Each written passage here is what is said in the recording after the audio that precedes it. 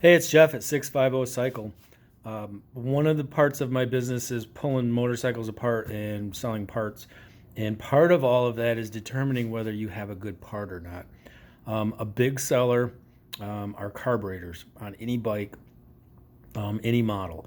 That is probably the biggest selling item off of that, off of any bike. So I always look to see if I have a good set of carburetors. This particular set came off of an XJ650, which I just picked up. One thing I like to do, feel in there, do the slides move.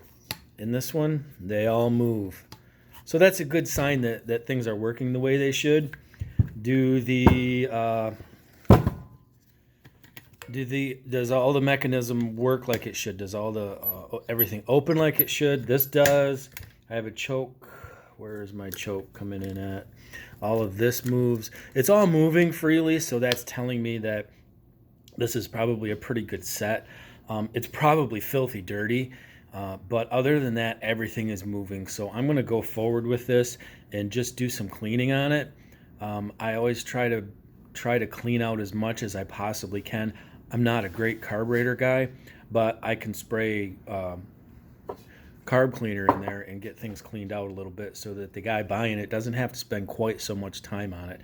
And the money he spends on these is worth it to him, knowing that he got a good set, that it's functioning freely, and all he has to do is go through and whatever final steps he decides to do to make these carburetors work on his bike. So I try to provide a good product for my customers, and this is part of that process. So I'm going to go through these carbs and just try to clean out some of the gunk that's in them that I know is probably in them, and get them cleaned up for the next guy.